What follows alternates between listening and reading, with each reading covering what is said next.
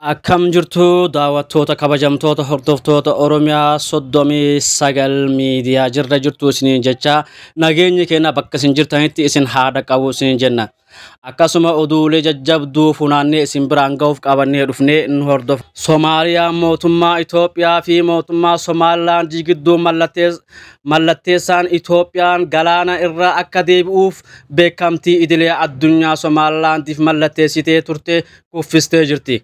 Ambaasaaddarri isaa Finfinnee Abdullaahi Warfaa Gorsaa guyyaa har'aa walgahii ariifachiisaa ta'een hordofee kaabineen Somaaliyaa ministeera muummee Hamza Abdi Barreetiin durfamu ibsa baaseen Itoophiyaa mootummaa Somalilaandii wajjin mallatteeffachuu isii murteessite balaaleffachuu ibsa baasaniiru.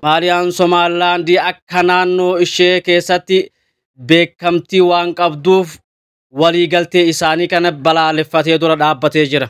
Waltajjii kaabinee ariifachiisaa dabalatee pirezidaantiin Somaaliyaa Hassan Sheikh Mahmud paarlamaa federaalaa bakka Somaaliyaa dubbatanii mootummoota naannoo Somaaliyaa kamiyyuu harka kennachiisuu akka danda'an dubbatee jira. Gama biraatiin manni maree bakka bu'oota uummata Somalilaandii marii guyyaa dheengaddaa ta'een Somalilaandii mirga waliigalteewwan idilee addunyaa raawwachuuf kan ishee gargaaruu fi gidduu galtummaa Somaaliyaa ufaa taasisuun murtii dabarsanii jiran.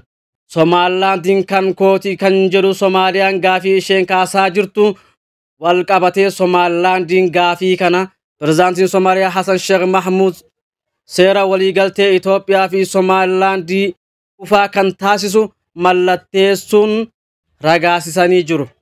Gaafiin naaf malan Soomaaliyaan kaasaa jirtu soba ta'uu Somalilaandiin Soomaaliyaa irraa erga adda baatee waggoota 30 ol lakkoofsisu waliigalteen Somalilaandii fi Itoophiyaa gidduu taasifame akka hin taaneen hiikaa jiraachuu fi waliigalteen liizii kun ammoo waliigaltee addunyaa kan irraa waan adda ta'e miti jechuun xiinxaltoonni odeeffannoo gama biraatiin pirezidaantiin Soomaaliyaa Hassan Sheikh Mahmud Eertiraa Asmaraa imaluun pirezidaantii Isaayyaas Afwarqii wajjin hariiroo biyyoota lamaan irratti mari'atanii jiran.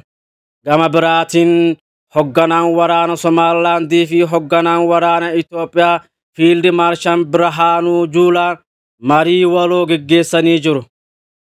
Gama biraatiin ministeerri dhimma alaa Gibxii ergaa murteessee Eertiraaf dabarseen walitti bu'iinsa naannolee waadaa galaniiru. Ministeerri haajaa alaa Ijiptii Saamii Shukrii gara Eertiraa imaluun dhuunfaan pirezidaantii Ijiptii Abdul Fattah al-Siisii irraa pirezidaantii Eertiraa Isaayyaas Afwarqii xalayaa geessuu isaanii Gibxi har'a gabaase. Kaayyoon daawwannichaa inni jalqabaa hariiroo biyyoota lamaan cimsuu fi dhimma misooma naannoo fedha waliigalaa irraa mari'achuu akka ta'e himameera. Mata dureewwan furtuu marii yeroo daawwannaa keessaa tokko nageenya galaana diimaa Shukrii waliin barbaachisummaa walitti bu'iinsa qarqara galaana diimaa gidduu jiru tasgabbeessuu fi nageenya mari'atameen nagafeeshina mirkaneessuu koordiin idilee addunyaa murteesse kana keessatti mariin pirezidaantii Isaayyaasii fi Shukrii giddugala walitti makamiinsa piroojeektii fi sagantaalee sektoroota garaagaraa dabalatee infiraakshinii fayyaa leenjii fi beekumsa dabarsuu irratti isaanis gara dhimma kontireessinii fi misooma naannoo gaanfa Afrikaa waliin wal qabatu keessa galaniiru. Paartileen lamaanuu faayidaa makaanizimii gorsaa fi cimsuu fi walitti dhufeenya rakkoowwan qoodaman kaasuu hin ilaalan. Shukrii kutannoo Ijiptii tasgabbii fi nageenya naannichaa deeggaruuf barbaachisummaa waliigaltee naannolee dabaluuf irraa deebii mirkaneessee jira. Gama biraatiin haleellaan doroonii waldaa guutuu wangeela Kombolchaa Oromiyaa irratti lubbuu nama 8 galaafachuu akkasumas haleellaa ambulaansii dhiyeessa fayyaa naannoo Amaaraa fe'ataa jiru irratti raawwateen qulqulluu badii du'a namoota nagaa geessanii dabalatee buufata konkolaataa fi manneen barumsaa sadarkaa tokkoffaa irratti raawwachuun dhugaa yaaddessaa dirooniiwwan naannoo siviilii beekamoo ta'an keessatti fayyadamaa jiraachuu ibseera. mootummaan drooniin seera idilee addunyaa cabsuun yeroo lolli uumametti lammiileen nagaa eeguuf rukutuun isaa ni mul'ata. Itti nama yaaddeessu garaagarummaa namoota miidhamanii haqa isaanii dhoksuudhaan lubbuuwwan badaniif drooniin kaayyoo namaa irra hirdhisuun walitti qabatullee akka waliigaltee sochii qaama waraanaa sodaachisaa ta'etti ilaalama. Sababa dogongora dandeettiin hanqina itti gaafatamummaa fi adeemsa dadhabaan ibsee jira.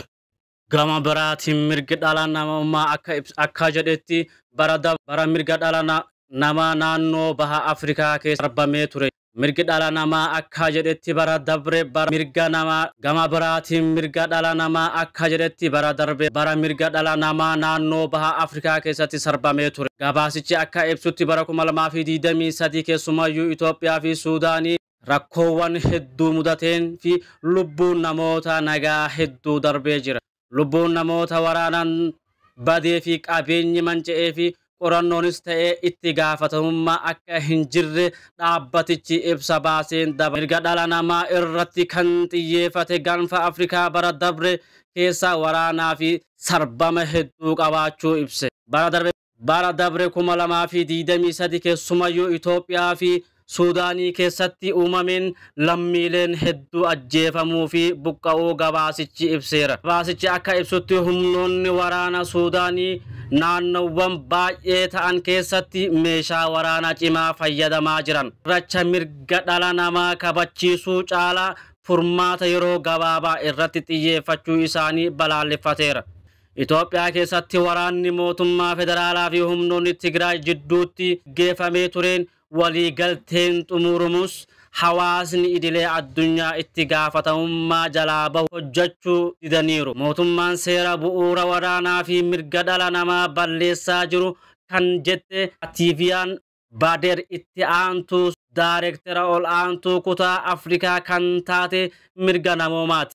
Yeroo ammaa kanatti walitti bu'iinsa Suudaanii fi Afrikaa bahaa akkasumas waraanni naannoo Oromiyaa fi Amaaraa gidduutti adeemaa jiru waliigaltee dhiyeenya Itoophiyaa fi Somaalilaand jidduutti taasifamaa jiru biraatii kan naannichaa keessatti jeequmsa uumeedha jedhan. Gama biraatiin guyyaa irraa godina Harargee lixaa aanaa mi'eessootti haawwatii abbaa warraa keessantu bosona jira jechuun waraana mootummaa hidhaa jiraachuu himame. Aanaa mi'eessoo Araddaa Dibaalaa jedhamutti dubartoota maqaan isaanii Faaxumaa Ammee fi Bariisoo Jamaal jedhaman hedduu maddeen kenna himanii jira. Godina Harargee lixaa aanaa mi'eessoo Araddaa Dibaalaa jedhamutti abbootiin warraa keessan waraana bilisummaa Oromoo keessa jira jechuun dubartii ulfaa ijoollee waliin waajjira poolisii aanaatti dararaa jiraachuu himanii jiran jiraattonni. Dubartiin Faaxumaa Ammee jedhamtu nama ilmoo garaa qabdu yoo taatu Bariisoo Jamaal immoo ijoollee ishee waliin mana hidhaatti dararamaa jiraachuu himanii jiran. Dhimma kana irratti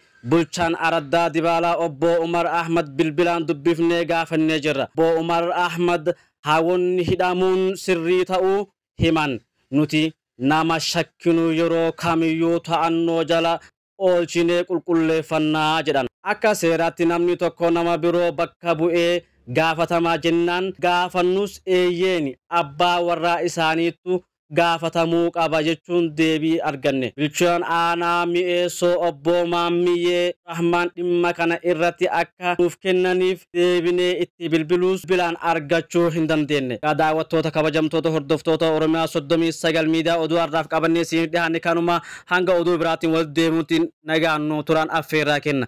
Like, subscribe, share godhaa.